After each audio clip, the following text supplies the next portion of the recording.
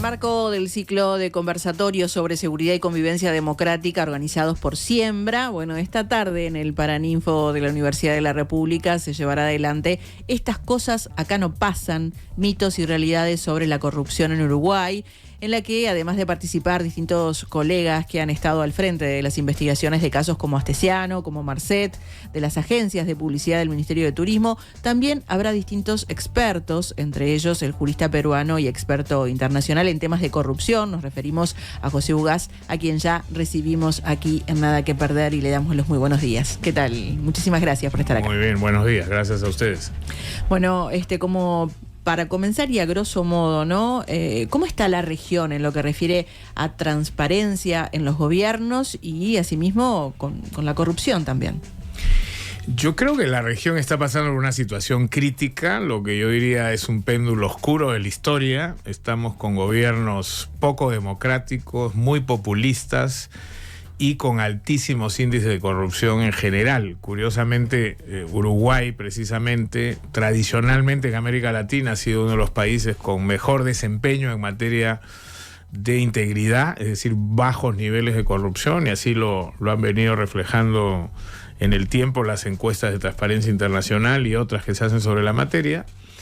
Pero estamos saliendo de un escándalo regional sin precedentes como ha sido el de Lavajato, con 11 países de la región involucrados, y vemos permanentemente la cantidad de autoridades que están involucradas en actos de corrupción. En mi propio país, el Perú, los últimos 6 presidentes elegidos democráticamente están en cárcel o procesados por corrupción. Incluso uno se quitó la vida para evitar una detención derivada de una investigación por corrupción. Yo creo que esa es una constante, ¿no? Si miramos lo que ha pasado en Ecuador, en Colombia, en Argentina, Venezuela, por supuesto, y hacia Centroamérica Centroamérica y México, la cosa se pinta, digamos, bastante negativa.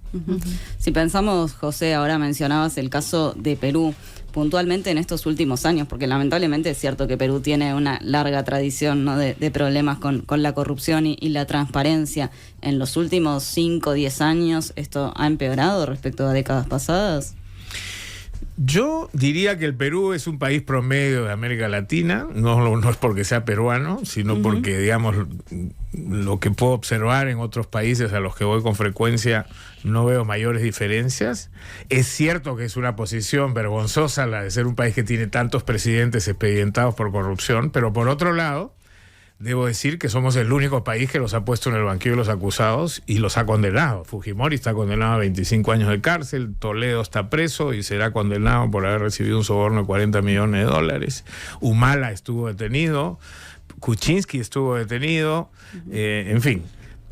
Y Vizcarra está siendo procesado también por corrupción. Entonces, por un lado, sí tenemos esa característica típica de un país con institucionalidad frágil, con grandes niveles de corrupción, y yo diría ahora de gran corrupción, que es el nuevo fenómeno, la nueva tendencia que se está viendo en esta materia, pero a la vez también un país que ha tenido una reacción en el sistema judicial que hay que mirar con expectativa, porque, por cierto, nuestro sistema judicial no es perfecto, tiene muchos defectos, pero ha tenido la capacidad de poder llevar a estos personajes a la justicia, ¿no? Y cuando decís ahora, en los últimos años, de gran corrupción, ¿a qué te referís?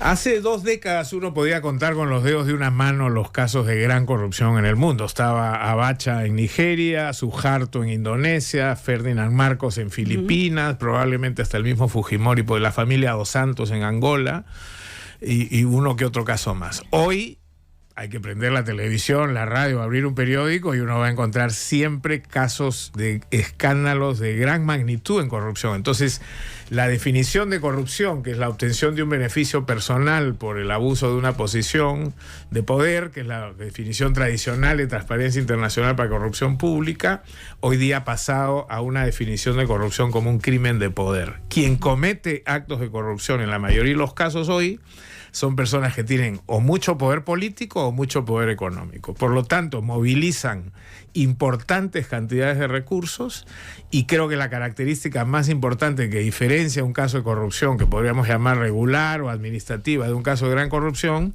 es que la gran corrupción tiene un impacto en los derechos humanos. La corrupción grande mata, enferma, impide educación. Volvemos al caso de mi país, 250.000 muertos en la pandemia porque no teníamos ni siquiera tanques de oxígeno para darle a las personas que se infectaban. Y la Contraloría General de la República emite al poco tiempo un informe donde da cuenta que en el Perú se han robado 24.000 millones de soles, es decir, 6.000 millones de dólares que hubieran podido, por supuesto, evitar todas esas muertes. Gran corrupción hoy día es un fenómeno como el que hemos vivido con Lava Jato, transnacional, con mucha tecnología involucrada. Ahora que viene la inteligencia artificial, las criptomonedas, ya se imaginarán la cantidad de recursos que se pueden distraer a través de estos nuevos elementos que están en la mesa, ¿no? ¿Y cómo afecta la corrupción de estos gobernantes al sistema político en general, a la confianza de la gente en lo que tiene que ver con la democracia, ¿no?, de la región? La corrupción, y yo diría particularmente la gran corrupción, tiene dos tipos de efectos. Los llamados efectos materiales, que tienen que ver, que se pueden medir econométricamente, digamos, cuántas personas han vuelto a la pobreza. El caso de Argentina, 40% de la población en una situación de pobreza, en un país como Argentina, que es un país riquísimo, ¿no? Y probablemente la explicación principal a esa crisis social tenga que ver con corrupción, el populismo, etcétera. Bueno, de hecho están como muy renuentes a creer hoy por hoy en el sistema político, ¿no? Si pensamos en las elecciones argentinas. Bueno, ese es el otro tipo de efectos, ¿no? En los materiales está el incremento de la pobreza, la inequidad y todo lo que tiene que ver con la economía, ¿no es cierto? La inflación, la recesión, la devaluación de la moneda, etcétera. Pero hay otros efectos que son tan o más graves que los efectos materiales, que son los inmateriales. Uno es el impacto institucional que tiene la corrupción. Cuando la corrupción penetra el sistema de justicia, los parlamentos, el poder ejecutivo, eso genera una suerte de deterioro sistemático de las instituciones que después recuperar es muy complicado. Perú estuvo bajo el mandato de la red mafiosa, digamos, de Montesinos y Fujimori en el año 2000. Han pasado 23 años y todavía no nos podemos recuperar del daño institucional que ha sido agravado ahora con Pedro Castillo, que de hecho ese paso es otro presidente que está preso. Además de la debilidad institucional está el tema de la confianza, lo que los anglosajones llaman el trust, ¿no es cierto? Es una palabra que tiene más fuerza probablemente en inglés que en español. La confianza en las autoridades, que yo pagando mis impuestos sé que la autoridad va a distribuir eso equitativamente, o que efectivamente quienes están en el poder van a buscar el bien común y no beneficiarse ellos y sus amigos y sus familiares con el ejercicio de ese poder. Pero también se pierde la confianza entre ciudadanos. Ya hoy día nos miramos todos con sospecha porque se socava esta noción de sociedad en la que los ciudadanos tenemos la expectativa, o deberíamos tener la expectativa, de juntos poder construir un proyecto, que eso ciertamente la corrupción lo destruye de plano, porque genera esta situación en la que unos ven que otros obtienen beneficio del ejercicio del poder, mientras que la gran mayoría sufre las consecuencias de eso. ¿Cuáles son los riesgos a los que uno se enfrenta al investigar estos casos, ¿no?, al seguirlos?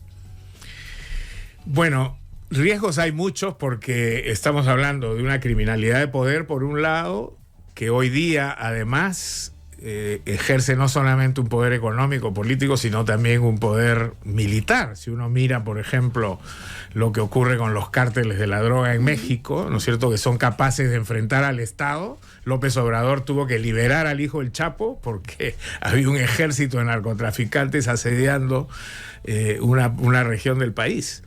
Entonces siempre hay riesgo. En el 2019, en diciembre, se emitió el informe de la Comisión Interamericana de Derechos Humanos, el primer informe sobre corrupción y derechos humanos, y ahí da cuenta de la cantidad de militantes anticorrupción que sufren amenazas. Estos son permanentemente perseguidos, apresados e incluso asesinados, como pasa con los periodistas, ¿no?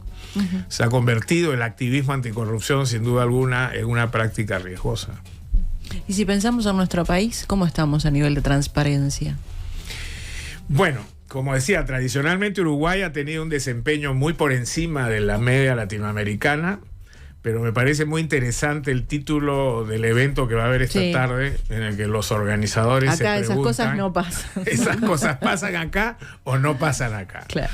Y ciertamente pasan, ¿no? Probablemente no en la magnitud que pasan en otros países, pero Astesiano está clarísimo el caso, una persona en el círculo íntimo, círculo cero del presidente de la República, traficando con partida de nacimiento, pasaportes, etc. Un narcotraficante uruguayo probablemente involucrado en la trama que termina con la muerte de un fiscal en un tercer país, de un fiscal paraguayo en un tercer país. El caso del exministro de Turismo, con los problemas que ha tenido, esta señora que también ha tenido problemas en Panamá, involucrada con Martinelli en la gesta de algunas empresas offshore que fueron usadas de fachada para cometer actos de corrupción. El hecho de que se haya concedido el uso del puerto por 60 años sin un proceso competitivo, transparente, ya eso prende una alarma inmensa de qué puede estar pasando detrás de eso. El que se aumente, por ejemplo, el límite de transacciones en efectivo, cuando en el mundo en general no deben superar los $10.000 si no están bancarizadas, aquí se ha ido a 100.000, lo cual abre una situación compleja. No hay que olvidar que, si bien es cierto, Uruguay en términos formales ha venido teniendo un puntaje sobre 100 de 72, 74 en los últimos años en el índice de transparencia internacional, sin embargo, globalmente es considerado un territorio que facilita las operaciones financieras para dineros de origen ilegal. El sistema bancario uruguayo ha sido utilizado muchas veces para eso. Hay además ahora investigaciones que señalan que el territorio uruguayo se está utilizando para el trasiego de armas ilegal a países como Argentina y Brasil. Pero es un sistema bancario financiero que se había fortalecido en un momento, ¿no? Pasada la crisis, de 2002. Se había fortalecido, bueno, luego históricamente han ido surgiendo instituciones de control como la GAF y la GAFI-Sud, pero por ejemplo esta medida sobre el límite de transacciones en efectivo es un golpe mortal a cualquier sistema antilavado en el mundo, ¿no? Porque si ya tenemos sistemas formales bancarizados, ¿por qué autorizar transacciones en efectivo de esa magnitud? Eso querría decir que se está nuevamente abriendo y flexibilizando la posibilidad para que aquí entren capitales de origen sospechoso, por lo menos, a utilizar este territorio como pase, ¿no? De los últimos casos, ¿no? Vos mencionabas el caso Astesiano, mano derecha del presidente de la República, y bueno, él estuvo relacionado en un momento con lo que tiene que ver con la cúpula policial, que hubo una remoción incluso después de esto, ¿no? Hay otro hecho que se investiga en Fiscalía, donde también el ex custodio allí también participaba. Ahora, la pregunta es, ¿qué riesgos hay con una cúpula o una corporación policial que ha trabajado o que trabaja de esta forma, ¿no? Con niveles de corrupción como los que se ha comprobado con el caso Astesiano? Hay actores que son fundamentales en cualquier trama de corrupción, ¿no? Uno de ellos, y muy preocupante, es el actor político. Y no se olvide que estamos hablando aquí de una persona muy cercana al máximo representante de la clase política de este país, que es el presidente de la República. Y yo creo que el hecho que el presidente salga y diga yo no sabía nada no es suficiente, ¿no es cierto? Fujimori dijo que no sabía nada de lo que hacía Montesinos y las investigaciones demostraron que sí sabía, y no solamente sabía, sino que eran cómplices. Entonces los actores políticos juegan un papel fundamental, y por eso es tan importante el control del financiamiento de la política. ¿Cuáles son las reglas para permitir que entren capitales a las campañas y que después no se estén pagando deudas a empresas privadas, a grupos económicos o, peor aún, a grupos criminales? Un segundo actor muy importante es el actor policial, porque las fuerzas de seguridad se supone que deben ser la primera instancia de lucha contra la impunidad. Son los que tienen que conducir las investigaciones, buscar de alguna manera colectar la evidencia que luego pueda procesar el sistema de justicia. Si usted tiene una policía penetrada por el crimen organizado, está abriendo las puertas para que ocurra lo que pasa en muchos de nuestros países, donde realmente las fuerzas del orden están jugando un papel muy reducido, muy limitado, y en muchos casos se van descubriendo permanentemente vínculos con el crimen organizado. No es casual que los llamados zares antinarcóticos de México, los últimos 5, han terminado todos presos porque estaban en la planilla del narco, ¿no? Entonces, obviamente, cuando el crimen organizado trata de penetrar en un país, lo primero que busca es a políticos, a policías y a jueces. Con eso, de alguna manera, logra armar un esquema de penetración. ¿Y cómo ves la policía de nuestro país? Bueno, comenzando, ¿no?, por la gestión del ministro del Interior, y siguiendo por la policía en general. Yo no tengo mayor información, no he revisado, no he evaluado el desempeño de la policía aquí, pero puedo hablar, por ejemplo, de lo que ha pasado con otras fuerzas policiales que han tenido un alto estándar de eficiencia. El caso de Carabineros en Chile, ¿no? Chile con Uruguay y Costa Rica, digamos, eran los 3 países mejor evaluados en materia de corrupción en la región. Y la policía chilena era una policía emblemática. Carabineros se consideraba la policía más eficiente de América Latina.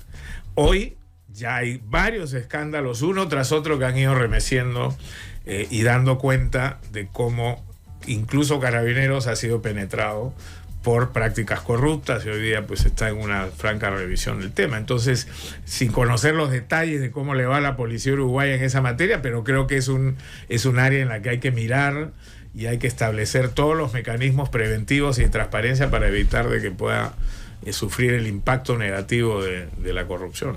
Me quedo pensando cuando arrancamos a conversar, tú decías, José, que en el caso de Perú, bueno, si bien es cierto, ¿no?, que está como otros países de Latinoamérica y particularmente de Centroamérica, muy complicado con la corrupción, bueno, igualmente los presidentes no se han enfrentado a la justicia, han sido procesados, están en prisión, y recién decías, bueno, sin embargo, mencionabas en el caso Uruguay, ¿no?, el presidente dice, yo no estaba al tanto de lo que sucedía con Astesiano, pero eso no necesariamente es así, ¿no? Decías, bueno, en Perú se decía lo mismo y sin embargo se comprobó lo contrario. Podemos estar en un problema nosotros en cuanto a las investigaciones que se hacen, en cuanto al funcionamiento de eso, de la policía como elemento para investigar, de la justicia. En un país democrático nadie puede estar por encima de la ley, ¿no? Y ese ha sido un debate muy intenso en el Perú, porque teníamos una norma incluso constitucional, de rango constitucional, que decía que el presidente no podía hacer materia de una investigación penal. Hoy la presidenta actual del Perú, la noticia de esta mañana es que le han ampliado la investigación que tiene, y tiene varias. Sí, claro. Por supuestamente haber plagiado un par de libros, por estar involucrada en una trama económica antes de asumir la presidencia corrupta, por las muertes que se han producido a raíz de las protestas de enero a marzo de este año. En fin, Castillo, el presidente anterior, está preso con 10 investigaciones penales abiertas por caso de corrupción. Y tienen que dar cuentas. Si es el primer mandatario de un país, con mayor razón tiene que dar cuentas, y si no tiene nada que ocultar, tiene que abrir esa posibilidad de la manera más transparente posible. De lo contrario, estamos generando una situación en la que, como el primer ministro del Perú ayer se ha quejado diciendo, es muy peligroso que la prensa quiera saber hasta qué marca de lápiz usamos en el gobierno.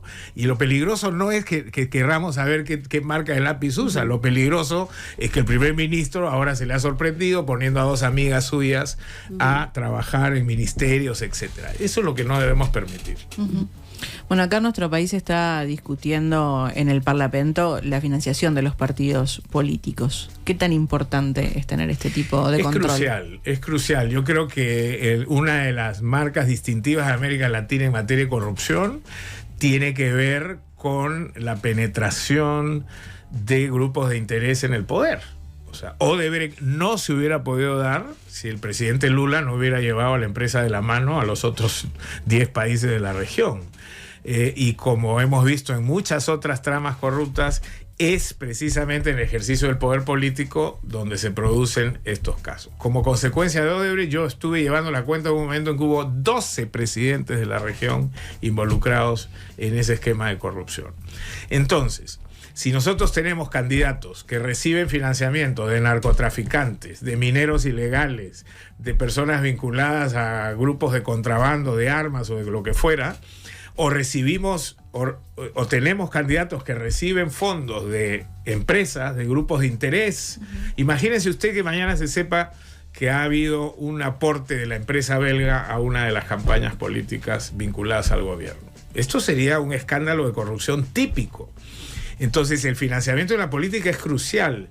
Tienen que establecerse los límites y la transparencia para el manejo de esos fondos, y algunos incluso sostienen que no debería recibirse ni $1 que no venga del Estado, que sea el Estado, como pasa en algunos otros países, el único que puede aportar a la campaña y después ver cómo se recupera o se distribuyen esos fondos de una manera más adecuada. Si profundizamos en el caso Marcet, porque justamente ahora esto ya trascendió nuestras fronteras. Tú, como alguien que ha seguido los temas de corrupción y transparencia, ¿cómo ves el fenómeno Marcet en la región? Porque ahora hay varios países, ¿no?, que están atrás de esta figura. Bueno, lo de Marcet explica, creo, la complejidad de la gran corrupción de estos tiempos, ¿no? Primero, es un fenómeno global. Ahí nomás uno mira el caso y encuentra que hay por lo menos 3 países involucrados.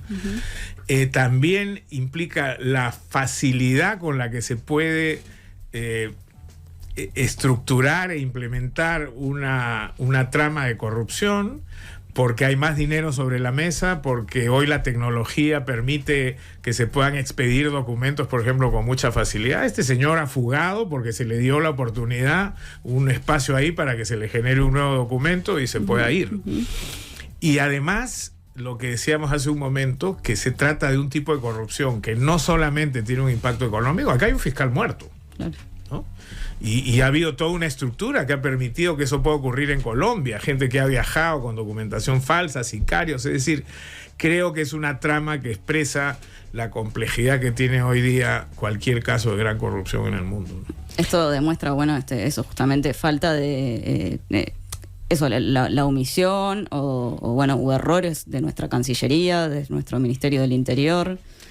Eso es lo que hay que investigar, porque a veces pasan por errores lo que son actos de complicidad. Bueno, ¿cierto? También, claro. Y entonces hay que determinar hasta qué punto Cancillería efectivamente fue sorprendida, o no vaya a ser, ojalá que no. Hay algún funcionario que estuvo coludido y que prefirió mirar a un costado para dar esa oportunidad, cosa que ocurre también con mucha frecuencia.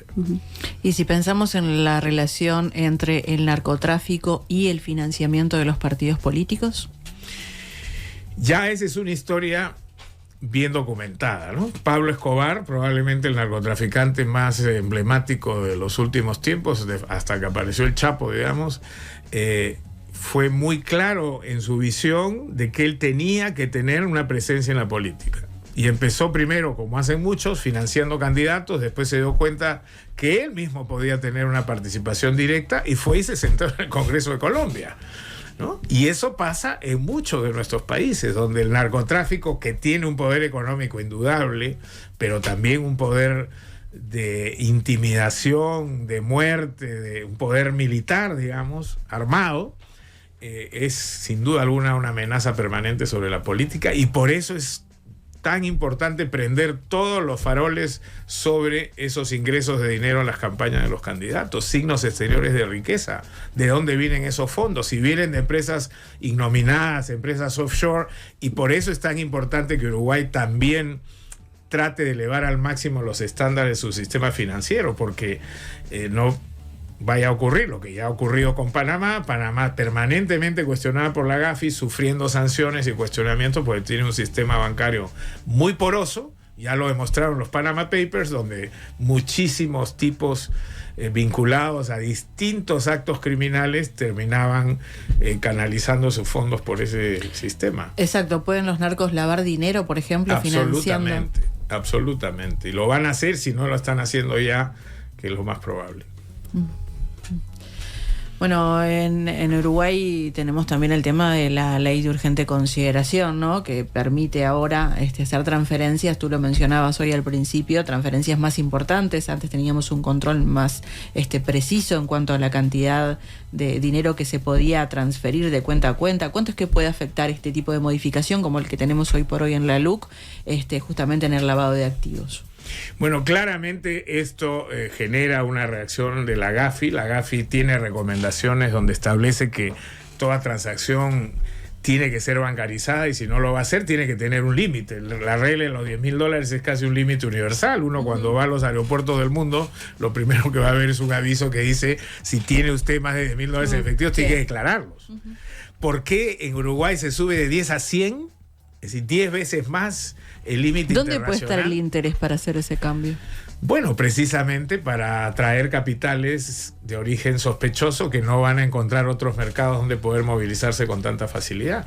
Y fíjese usted, cuando se estableció el límite de los 10.000, surge el famoso pitufeo, ¿no es cierto? Que fue precisamente una de las modalidades para financiar el atentado contra las Torres Gemelas en el 11 de septiembre en Estados Unidos. Si mi límite son $100.000 en efectivo, yo puedo enviar a 10 personas, cada uno con $99.900 en el bolsillo, ¿no? Y tengo $1 millón movilizado en el lapso de 1 hora, ¿no? Entonces, esto lo único que hace es incrementar el riesgo, aumentar las vulnerabilidades y generar espacios que pueden terminar haciéndole mucho daño al Uruguay. A veces ocurre que cuando uno disfruta, como ustedes, de un país con bastante estabilidad, con orden, donde la corrupción no es un problema cotidiano, aflojamos no es controles. claro, no es consciente de lo que están viviendo, lo bien que se puede vivir en un país así, y se puede perder de un día para otro. Eso es lo más trágico. José Ugaz, jurista peruano, muchísimas gracias por estar aquí con nosotros esta mañana. A ustedes. Muchas gracias.